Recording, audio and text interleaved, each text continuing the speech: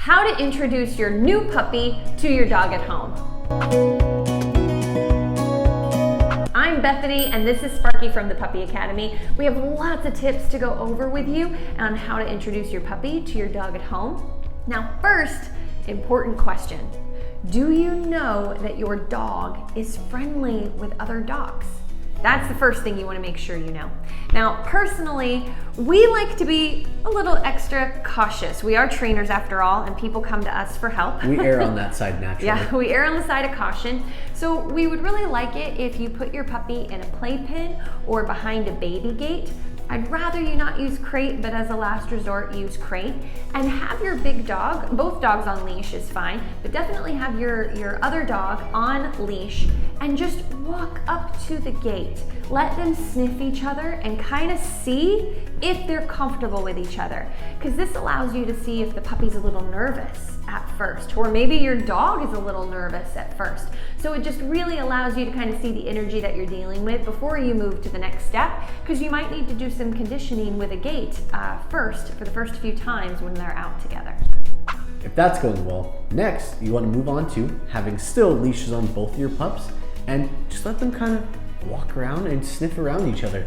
If they're both pretty comfortable with each other, puppy's jumping on older dog's allowing it and seems comfortable with it, you guys are ready to drop your leashes and kind of see how they do. But still be ready to kind of jump in there and grab a leash of your puppy or your older dog and create a little bit of distance if you need to. But we want to keep those dogs on leash to start with and just keep movement, keep walking around just to help them kind of get used to each other's smell first, so they don't just freeze and focus on each other and then whatever happens, happens. So that's why we like the movement idea, walking with them a bit, and then as soon as they feel comfortable, you're dropping those leashes. It's a great way to acclimate them to each other's energy and still have control over the situation.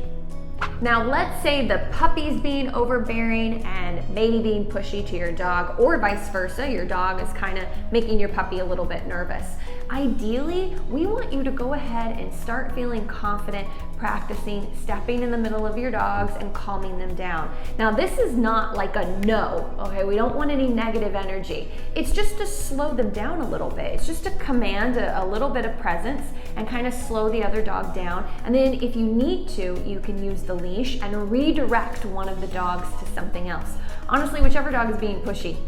So if it's the adult dog, you just pick up the leash, kind of stand in front of your adult dog, get their attention, and then move them away with the leash. Same with your puppy. Now your puppy's not gonna be as easy because it's a puppy. It doesn't understand the leash yet. So you might just, step in front of your puppy and grab the leash and pull him away a bit and give everybody a break, and that's perfectly acceptable too. The last thing we wanna do is for the dog that already lives in the home to just feel railroaded by this new puppy that's come in. We want to make sure that your dog feels advocated for and like you can handle the environment, so they don't start to feel like they're going to need to train the puppy all the time.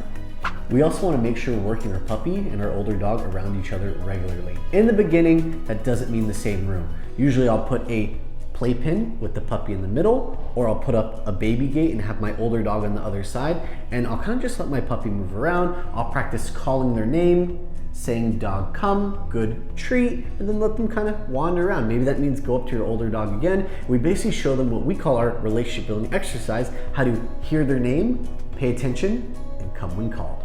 If you don't do this, it is very likely that your new dogs that love each other are gonna form their own pack.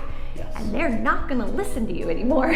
Leadership is very important to us, and teaching your puppy to look at you, not just listen to your older dog, also very important. So that's why we want you to practice a little bit every day with your puppy, even with your other dog around at a distance or with some sort of barrier. And if you'd like to get more details on exactly what to do, how to do it, and when to do it, check out our online school. You can go to thepuppyacademy.com and just click on our online schedule and learn all about the program that Sparky and I put together for you guys.